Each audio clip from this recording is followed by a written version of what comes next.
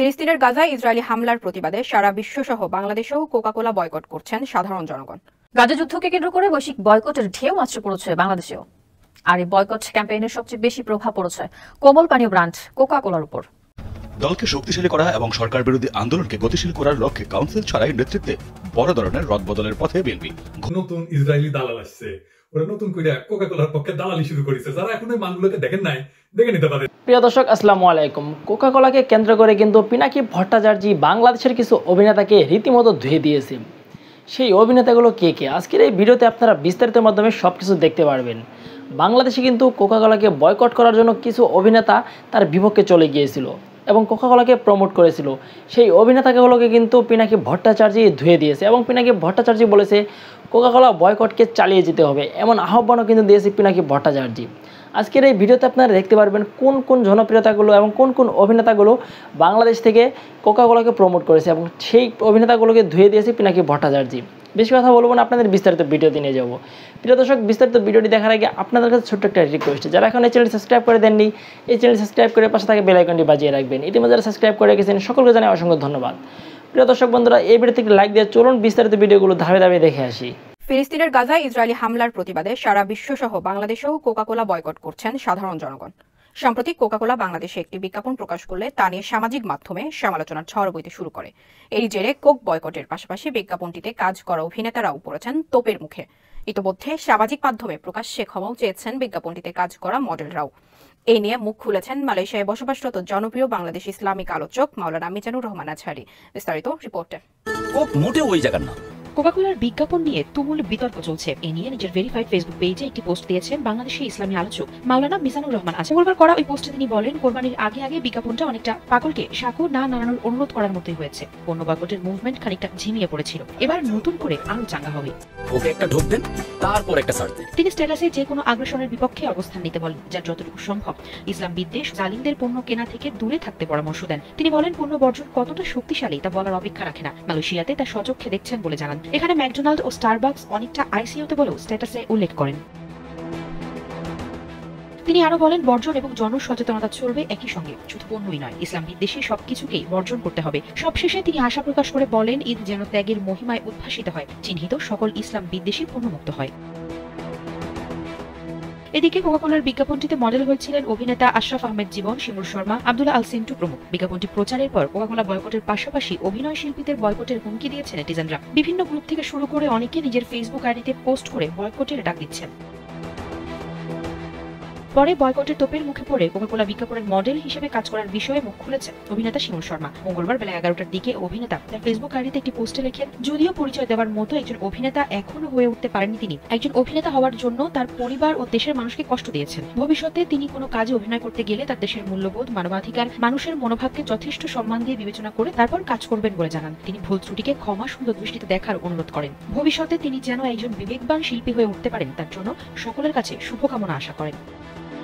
গাজা যুদ্ধকে কেন্দ্র করে বৈশ্বিক বয়কটের ঢেউ আছড়ে পড়েছে বাংলাদেশেও। আর এই বয়কট ক্যাম্পেইনের সবচেয়ে বেশি প্রভাব পড়েছে কোমল পানীয় ব্র্যান্ড কোকা-কোলার উপর। অভিযোগ রয়েছে, ইসরায়েলি সরকার ও প্রতিরক্ষা বাহিনীকে বিভিন্ন সময় অনুদান ও সহায়তা করে থাকে মার্কিন এই কোমল পানীয় ব্র্যান্ড। এমনকি দখল করা ফিলিস্তিন অঞ্চলে নিজেদের কারখানা স্থাপন করে সেখানে ইসরায়েলিদের নিয়োগ দেওয়ার অভিযোগও রয়েছে কোকা-কোলার বিরুদ্ধে। এমন পরিস্থিতিতে বাংলাদেশে পানীয় ব্র্যান্ডটি বিক্রি কতটা কমেছে তাই প্রশ্ন সকলের। কোকা-কোলার ব্যবসায় বয়কট কি সত্যি কোনো প্রভাব ফেলছে? বিস্তারিত এহসান আব্দুল্লাহ রিপোর্টে। কালাম্মা, আমি আপনার মোবাইলে সেলফিন ইনস্টল করে দিতেছি। আপনার রেমিটেন্সের টাকা আপনি নিজে জমা করতে পারবেন। সেলফিন আগামীর ব্যাংকিং। গাজায় ইসরায়েলের নির্বিচার হত্যাযজ্ঞের পরে বিশ্বব্যাপী শুরু হয়েছে ইসরায়েলি ও ইসরায়েলকে সহায়তাকারী দেশ ও কোম্পানিগুলোর পণ্য বর্জনের আহ্বান। সেই ধাক্কা এসে লেগেছে বাংলাদেশের বাজারেও। এমন পরিস্থিতিতে দেশের কোমল পানীয়ের বাজারে শুরু হয়েছে এক নীরব যুদ্ধ। কোনো প্রকার আনুষ্ঠানিক ঘোষণা ছাড়াই ভোক্তাদের বয়কটের মুখে পড়েছে কোকা-কোলা, আর বাজারে এর প্রভাবও পড়েছে মারাত্মক। বিবিসি বাংলার এক প্রতিবেদনে বলা হয়, গত বছরের তুলনায় চলতি বছর কোকা-কোলার বিক্রি কমে গেছে 60% পর্যন্ত। নাম প্রকাশ না করার শর্তে ঢাকায় কোকা-কোলার একজন মার্কেটিং ডেভেলপমেন্ট অফিসার বিবিসি বাংলাকে জানান, তার বিক্রয় অঞ্চলে গেল বছর 2 থেকে 2.5 কোটি টাকার কোক বিক্রি হয়েছিল, সেটা এখন 1 থেকে 1.5 কোটি টাকার মধ্যে চলে এসেছে। এই ধাক্কাটা যে বেশ ভালোভাবেই লেগেছে তা টের পাওয়া যায় সম্প্রতি কোকা কোলার তৈরি এক বিজ্ঞাপন চিত্রে। সেখানে ইসরায়েলের নাম উল্লেখ না করেই বলতে শোনা যায় কোকা কোলা ওই জায়গার তৈরি নয়, বরং 138 বছর ধরে বিশ্বের 190টি দেশে মানুষ কোক পান করে বলে জানানো হয়। এমনকি ফিলিস্তিনের নাম উল্লেখ করে বলা হয় সেখানে কোকের কারখানা রয়েছে। এ সময় বিজ্ঞাপন চিত্রে বিক্রেতাকে বলতে শোনা যায় কোকে একটা ঢোক দেন, তারপর একটা সার্চ দেন। ওকে একটা ঢোক দেন, তারপর একটা সার্চ দেন। এই বিজ্ঞাপনের পরই তেলে বেগুনে জ্বলে উঠে দেশীয় ভোক্তারা। তারা বলছেন ফিলিস্তিনে কোকের যে কারখানা রয়েছে তা ইসরায়েলি দখলদারদের দ্বারা ফিলিস্তিনিদের দখলকৃত ভূমিতে গড়ে ওঠা। এমনকি সেখানে ইসরায়েলি নাগরিকদের চাকরি থেকে শুরু করে ইসরায়েলি দখলদার বাহিনীর জন্য পণ্য উৎপাদন করা হয়। বয়কট সম্পর্কে ধারণা পাল্টাতে এই বিজ্ঞাপন তৈরি করা হলেও তা বিপরীত প্রতিক্রিয়া সৃষ্টি করায় শেষ পর্যন্ত কিছুক্ষণের জন্য বিজ্ঞাপনটি সরিয়ে নেয় কোকা কোলা কর্তৃপক্ষ। এমনকি বিজ্ঞাপন চিত্রের অভিনেতারাও ফেসবুকে স্ট্যাটাস দিয়ে ভুল স্বীকার করেন। ভোক্তারা বলছেন বয়কটের প্রভাব বেশ ভালোভাবেই পড়েছে কোকা কোলার বিপণনে, ফলে তাদের বিজ্ঞাপন তৈরি করে কোক খেতে উৎসাহিত করা হচ্ছে। এমনকি বিতর্ক এড়ানোর কৌশল হিসেবে বিজ্ঞাপনে তারা দখলদার ইসরায়েলের নামও উচ্চারণ করেনি। অবশ্য এমন দাবির সত্যতাও মিলেছে বিবিসির করা সেই প্রতিবেদনে। দলকে শক্তিশালী করা এবং সরকার বিরোধী আন্দোলনকে গতিশীল করার লক্ষ্যে কাউন্সিল ছাড়াই নেতৃত্বে বড় ধরনের রদবদলের পথে বিএনপি। ঘোষণার অপেক্ষায় আছে জাতীয়তাবাদী যুবদলের কেন্দ্রীয় কমিটি। অন্যান্য কমিটিও প্রক্রিয়াধীন। যে কোনো সময় যুবদলের আংশিক কমিটি ঘোষণা হওয়ার কথা রয়েছে। এছাড়াও শিগগিরই ঢাকা মহানগর সহ অন্যান্য মহানগরীর কমিটিও ঘোষণা করা হবে। বিএনপির দায়িত্বশীল একটি সূত্র এমন তথ্য নিশ্চিত করেছেন। জানা যায় নতুন কমিটির জন্য সভাপতি ও সাধারণ সম্পাদক পদের জন্য আলোচনার শীর্ষে রয়েছেন সদ্য সাবেক সাধারণ সম্পাদক মোনায়েম মুন্না, ছাত্রদলের সাবেক সাধারণ সম্পাদক আকরামুল হাসান মিন্টু, আনিসুর রহমান তালুকদার খোকন, সাবেক সিনিয়র সহসভাপতি মামুন হাসান, সহসভাপতি নুরুল ইসলাম, যুগ্ম সম্পাদক গোলাম মাওলা শাহিন, সাবেক সদস্য সাইদ ইকবাল টিটু। তবে মুন্না ও নয়নকে দিয়ে যুবদলের কেন্দ্রীয় কমিটি ঘোষণা হওয়ার সম্ভাবনাই বেশি। সাংগঠনিক সম্পাদক পদে আলোচনায় আছেন ছাত্রদলের সাবেক সাধারণ সম্পাদক ইকবাল হোসেন শ্যামল। অন্যদিকে যুবদলের সদ্য সাবেক সভাপতি সুলতান সালাউদ্দিন টুকুকে বিএনপির জাতীয় নির্বাহী কমিটিতে গুরুত্বপূর্ণ পদে পদোন্নতি দেওয়া হতে পারে। গুঞ্জন রয়েছে বিএনপির যুগ্ম মহাসচিব পদ পাচ্ছেন সুলতান সালাউদ্দিন টুকু। 2022 সালের 22 মে সুলতান সালাউদ্দিন টুকুকে সভাপতি ও মোনায়েম মুন্নাকে সাধারণ সম্পাদক করে 8 সদস্যের আংশিক কমিটি দিয়েছিল বিএনপি। 9 মাস পর 2023 সালের 22 ফেব্রুয়ারি জাতীয়তাবাদী যুবদলের 251 সদস্যের কেন্দ্রীয় পূর্ণাঙ্গ কমিটি দেওয়া হয়। এরই মধ্যে বাংলাদেশ জাতীয়তাবাদী দল বিএনপির 4টি মহানগর ও যুবদলের কেন্দ্রীয় কমিটি বিলুপ্ত ঘোষণা করা হয়েছে। বৃহস্পতিবার রাতে বিএনপির সিনিয়র যুগ্ম মহাসচিব রুহুল কবির রিজভী স্বাক্ষরিত বিজ্ঞপ্তিতে এ তথ্য জানানো হয়। এছাড়া ছাত্রদলের ঢাকা মহানগর উত্তর, দক্ষিণ, পূর্ব ও পশ্চিম শাখার কমিটি বিলুপ্ত ঘোষণা করা হয়েছে। ছাত্রদলের পৃথক বিজ্ঞপ্তিতে এ তথ্য জানানো হয়। বিএনপির বিজ্ঞপ্তিতে বলা হয়েছে বাংলাদেশ জাতীয়তাবাদী দল ঢাকা মহানগর উত্তর ও দক্ষিণের আহ্বায়ক কমিটি বিলুপ্ত করা হয়েছে। এছাড়া চট্টগ্রাম মহানগর ও বরিশাল মহানগর বিএনপির আহ্বায়ক কমিটিও বিলুপ্ত করা হয়েছে। বিলুপ্তকৃত কমিটিসমূহের নতুন কমিটি পরবর্তীতে ঘোষণা করা হবে।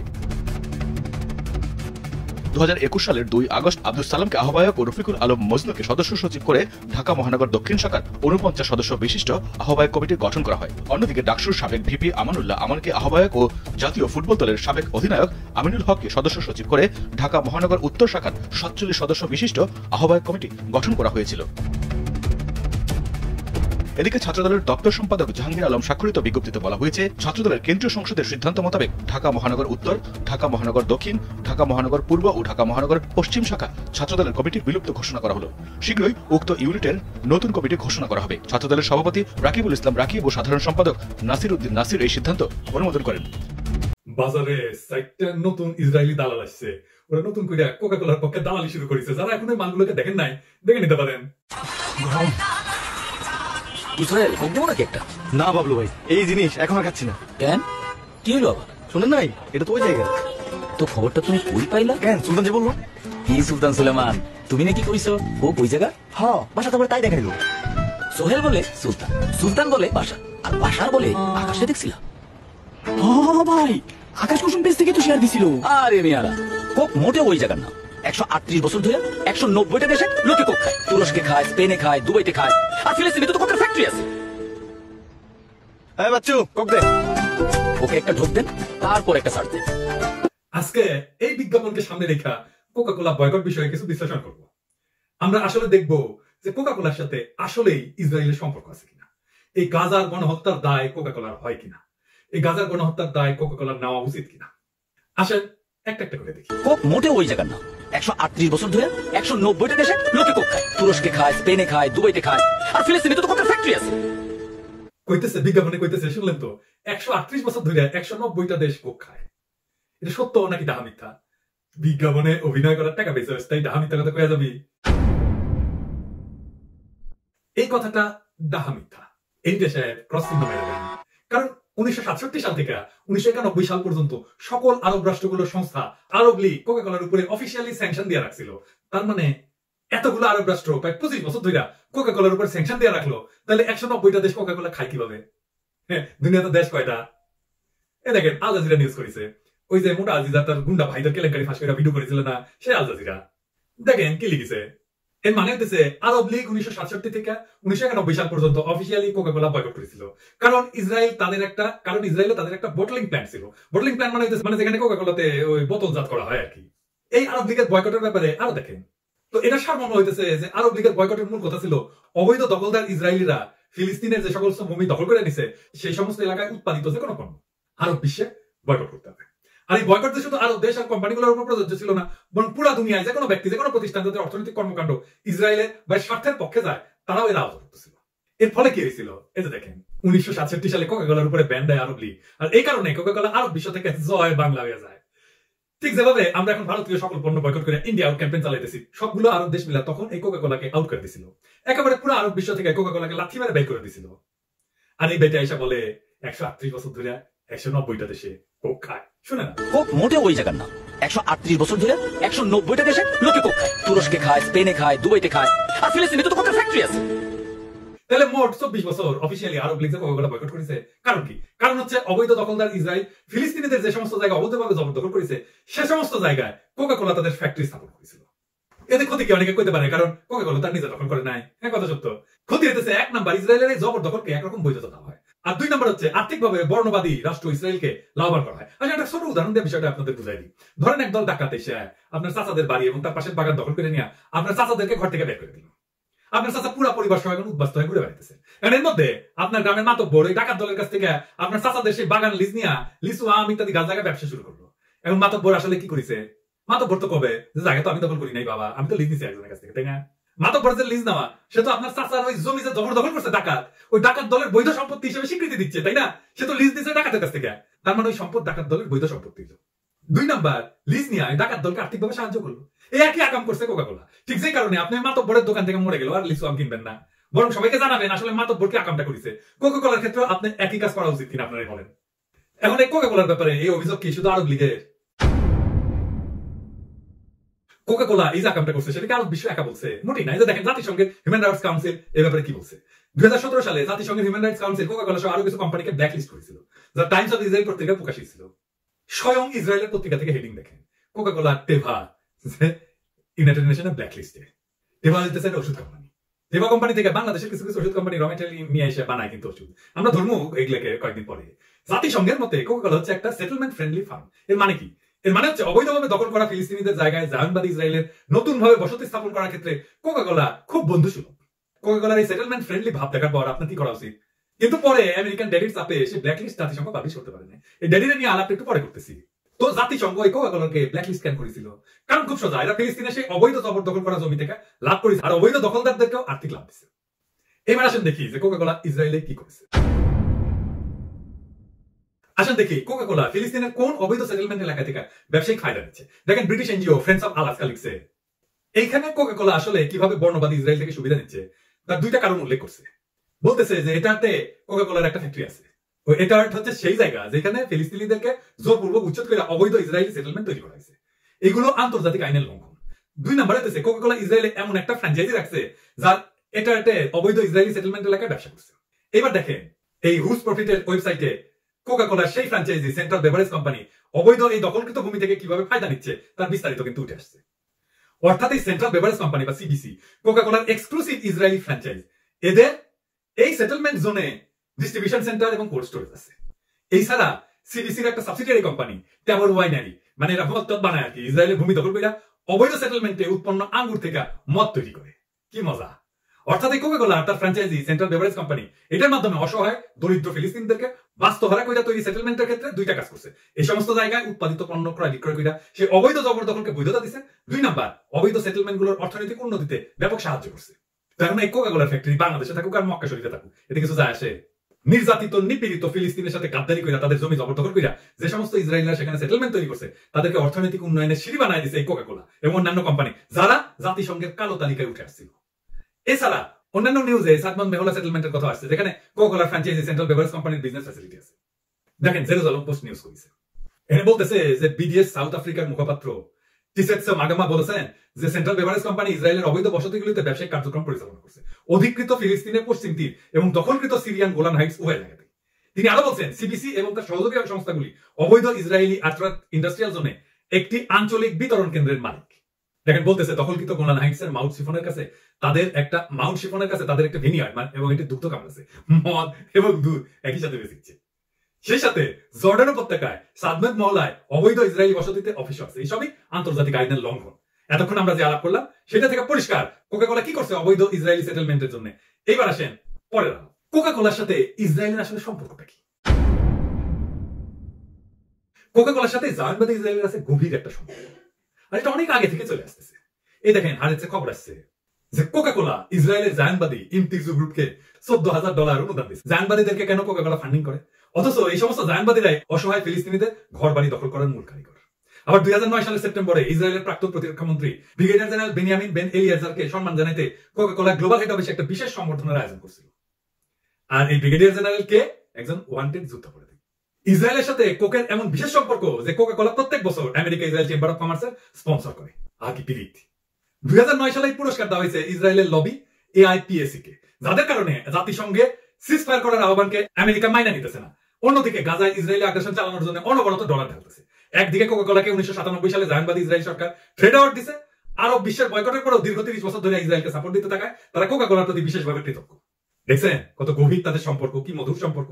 কোকা-কোলা আর ইসরায়েলের পিরিয়ড কিন্তু মোটেও নতুন না, এটা অনেক আগে থেকে চলতেছে। টেলিগ্রাফিক এজেন্সির সাইটে সেই 1969 সালের নিউজ বুলেটিন পাবেন, যেখানে আমেরিকান ইসরায়েল চেম্বার অফ কমার্সের কোকা-কোলার কর্মকর্তাকে সম্মান জানাচ্ছে। এই যে দেখেন তারিখটা খেয়াল করেন, 22 মে 1969 সাল। ওই নিউজ বুলেটিনে আসল পিডিএফ এর সাথে লিঙ্কও দেওয়া আছে। যুগ যুগ ধরে চলে আসতেছে কোকা-কোলা আর ইসরায়েলের অবৈধ সম্পর্ক।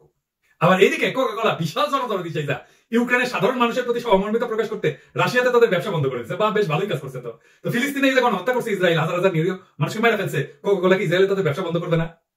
নাকি শুধু ইউরোপীয় সাদা চামড়ার জীবনের মূল্য আছে কোকা-কোলার কাছে? এশিয়া বা আরবদের হইলে জীবনের দাম থাকে না? নাকি গাজাতে আরো অনেক মানুষ মারা গেল কোকা-কোলা ইসরায়েল প্রীতি যাবে না? আবারও দেখেন কোকা-কোলা কিভাবে ইসরায়েলে বড় বড় ইনভেস্টমেন্ট করছে। জুইস নিউজ নর্দার্ন ক্যালিফোর্নিয়াতে লেখা হয়েছে যে কোকা-কোলা জেনারেল ইলেকট্রিকের মতো কোম্পানিগুলোকে জায়নবাদী ইসরায়েলে ক্লিন এনার্জি টেকনোলজিতে অনেক ইনভেস্ট করছে। আর এই টাকা ওরা কই পাইছে? আমি আপনি যে কোকা-কোলা কিনি তার লভ্যাংশ থেকেই তারা জায়নবাদী ইসরায়েলকে দিনে দিনে ফুলায় ফাপাই তুলছে। আর এই তথ্যগুলো স্বয়ং বিভিন্ন জায়নিস মিডিয়া থেকে আনা, তাই এটাকে মিথ্যা বলে দাবি করার কোনো সুযোগ নাই। তো এই the juice news of Northern California কিংবা জুইস টেলিগ্রাফিক এজেন্সি তো ইচ্ছা করে ইসরায়েলের বিরুদ্ধে মিথ্যা নিউজ করবে না, তাই না? আরো দেখেন একটা ছবি যা হাজারো কথা সমান। এই যে দেখেন ছবিটা, ম্যাকডোনাল্ডস আর কোকা-কোলার যৌথ স্পন্সর প্যাকে জায়নবাদী ইসরায়েল সেনার হাতে সে নিয়ে যাইতেছে গাজায় আক্রমণ করতে যাওয়ার আগে খাইতে দিছে, ফ্রি দিছে খাইতে। এখন আপনারা বুঝে নেন বর্ণবাদী ইসরায়েলের সাথে কোকা-কোলার সম্পর্ক কেমন মিষ্টি। আর আমাদের কি করা উচিত? আজ দেখেন কি কইছে, শুনে। 138 বছর ধরে 190টা দেশে লোকে কোক খায়। তুরস্কে খায়, স্পেনে খায়, দুবাইতে খায়, আর ফিলিস্তিনে তো কোকের ফ্যাক্টরি আছে। এই বাচ্চু কোক দে। ওকে একটা ঢোক দেন, তারপর একটা সার্চ দেন। তুরস্কে নাকি কোকা-কোলা খায়, স্পেনে খায়, দুবাইতে খায়। আর কইছে কি সার্চ করে দেখতে। সার্চ করে এবারে আমরা দেখি না কি কি খবর পাইছে। দেখেন কইতেছে সুপার মার্কেট এবং রেস্তোরাঁগুলোতে এই পানীয় ব্যাপকভাবে পাওয়া গেলেও গত নভেম্বরে তুরস্কের পার্লামেন্ট জানায় তাদের ক্যাফেটেরিয়া থেকে কোক সরায় ফেলবে। পানীয় শিল্প বিশ্লেষক গ্যারেট নেলসন বলছে ফেব্রুয়ারিতে মার্কিন সোডা সংস্থাগুলোর আয়ের প্রতিবেদন বিশ্লেষণ করলে প্রভাবটি আরো স্পষ্ট হয়ে উঠবে। কোকের তুরস্ক পরিবেশকের বিক্রিও কমে গেছে। তুরস্কে কোকের বিক্রি চতুর্থ প্রান্তিকের ভলিউম 22% হ্রাস পেয়েছে, যা অবশ্যই একটা সংকটময় পরিস্থিতির কথা প্রকাশ করে। তুরস্কে খায়, হ্যাঁ। আরো খবর দেয় বহুজাতিক প্রতিষ্ঠান কোকা-কোলার পণ্য বিক্রি নিষিদ্ধ হলে তুরস্কের পার্লামেন্ট প্রাঙ্গণের সব দোকানে গাজায় চলমান যুদ্ধে ইসরায়েলকে সমর্থন দেওয়ার অভিযোগে তুর্কি পার্লামেন্টে সিদ্ধান্ত নিছে। রয়টার্স বলছে জনদাবির মুখে তুরস্কের পার্লামেন্ট এই প্রতিষ্ঠান দুটির পণ্য বর্জনের সিদ্ধান্ত নিল। বুঝতে পারছ? গণদাবির মুখে তুরস্কের পার্লামেন্টে সিদ্ধান্ত নিতে বাধ্য হয়েছে, তাহলে বুঝেছ তুরস্কে খায় কিনা। এই দেখ রয়টার্স কি লিখেছে, ইংরেজিতে যেহেতু লিখেছে ঠিকই লিখেছে, তাই না? হ্যাঁ, তাহলে তুরস্কেও কোক জয় বাংলা করে দেওয়া হয়েছে। আমাদের কাটালানি তারা বদ যাচ্ছে, তলে তলে ইসরায়েলের সাথে সম্পর্ক রাখে, মাঝে মাঝে বলি দেয় ফিলিস্তিনে কি নির্যাতন হচ্ছে। আবার হাসা মাহমুদ দাবি করেছিল যে মধ্যপ্রাচ্যে নাকি হাসিনার মতো নেতা থাকলে ফিলিস্তিনের অবস্থা হইতো না। ওরে বাবা মরে যায়। হ্যাঁ, তো এই দিল্লির বান্দি কে বল যে তুরস্কে যেভাবে কোককে ব্যান করেছে সেভাবে বাংলাদেশে করে দিক, দেখি কেমন করে, দেখি কত ফিলিস্তিন প্রীতি। ওকে একটা ঢোক দেন, তারপর একটা সার্চ দেন। সার্চ করতে কইছিস না, সার্চ করে পেলাম ডেনমার্কে কোক বয়কট হয়েছে। ডেনমার্কে অনেক রেস্টুরেন্টে কোকাকোলা বয়কট চলতেছে। দুবাইতে খায়, হ্যাঁ, তুরস্কে খায়, স্পেনে খায়, দুবাইতে খায়, আর ফিলিস্তিনে তো কোকের ফ্যাক্টরি আছে। শুধু দুবাই না, পুরো মিডল ইস্টে কোক, স্টারবাকস ইত্যাদিতে বয়কট চলতেছে অনেক আগে থেকে। এই দেখ, শুধু খবরের হেডিং দেখাই দিলাম, বাকি আলাপের টাইম নাই। আমার ক্ষুদ্র রাত আর বগিনীরা নিজেরা এটা করে নেবে। বিশ্বের 190টা দেশে কোক খায় বান্দিরপুর। 138 বছর ধরে 190টা দেশে লোকে কোক খায়। দেখ, মালয়েশিয়াতে অন্যান্য দেশে কোক বয়কট চলছে। খবরে আসছে মালয়েশিয়া বয়কটের ডাক বিপাকে পড়ে বিবৃতি কোকাকোলার। বয়কটে নাকি কাজ হয় না। হ্যাঁ, এই কথা যারা বলেন তারা একটু কষ্ট করে দেখে নেন যে খবর দেখেন 2022 সালে আমেরিকার কোম্পানি জেনারেল মিলস ঘোষণা দিয়েছে যে আটারাত অবৈধ সেটেলমেন্ট এলাকা, ওইখান থেকে তাদের ইনভেস্টমেন্ট সরাই ফেলবে। বয়কটে কাজ হয় না, দেখেছেন? আর দেখেন কি লিখেছে, বয়কটে কাজ না হলে লোকসানে পড়লো কেমনে, আর কফি শপ বন্ধ করে দিতে বাধ্য হইলো কেন? ঠেলার নাম বাবাজি। একটা মজার কথা বলি, কোকাকোলার বিজ্ঞাপনই তো প্রমাণ করে বয়কটে খুব ভালো কাজ হচ্ছে। এমন অনেকে কইতে পারেন কোকাকোলার বদলে কি খাবো। আমার মতে এই সমস্ত কোল্ড ড্রিঙ্কস এগুলো কোনোটাই খাওয়ার দরকার নাই। এগুলো তো প্রচুর পরিমাণে চিনি, আপনার স্বাস্থ্য নষ্ট হবে, ওজন বাড়বে, ডায়াবেটিস হবে, দাঁতের সমস্যা হবে, দাঁতের ক্ষয় হবে। এগুলোকে বলা হয় এমটি ক্যালোরি, মানে শুধুই ক্যালোরি, চিনি এমটি ক্যালোরি, এটার মধ্যে কোনো পুষ্টি নাই। এই ক্যালোরিটা আপনার শরীরে যে ভরিতে জমবে, পেটে জমবে। অনেকগুলোর মধ্যে ক্যাফেন ট্যাফেন থাকে, এটা আসক্তি করে, ঘুমের ব্যাঘাত ঘটায়, উদ্বেগ বৃদ্ধি করে। আর এর মধ্যে ফসফরিক অ্যাসিড থাকে, যেটা ক্যালসিয়াম শোষণে বাধা সৃষ্টি করে, আপনার হাড় দুর্বল হয়ে যাবে। আর এগুলো খেলে পেশাব হয় বেশি, পেশাব বেশি হওয়া মানে আপনার শরীর থেকে পানি বেড়ে যাচ্ছে, পানি শূন্যতা তৈরি হয় শরীরে। এবং এটাকে বলে ডাক্তারি ভাষায় বলে মেটাবলিক সিনড্রোম।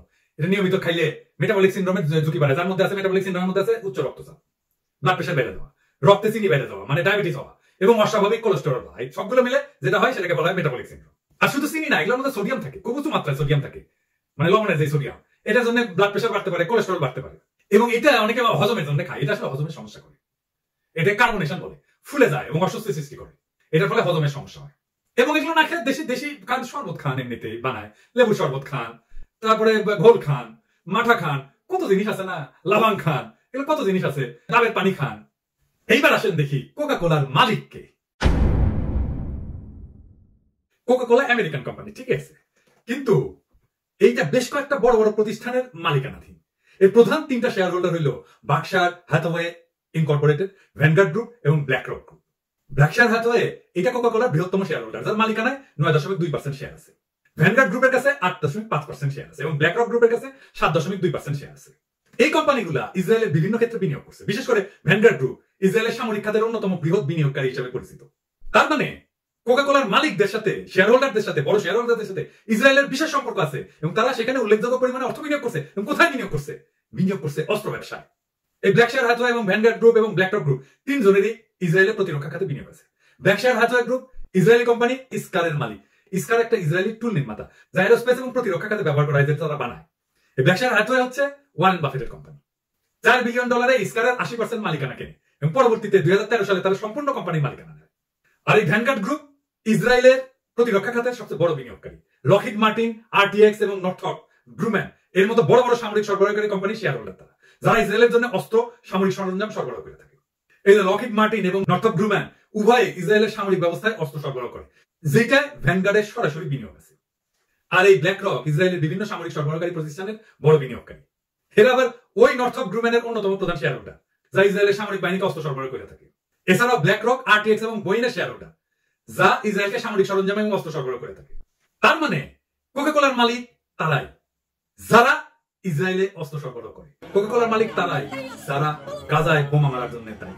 এই কোকাকোলা আপনার খাওয়া উচিত। এইবার আসেন আমেরিকান দায়টা দেখি।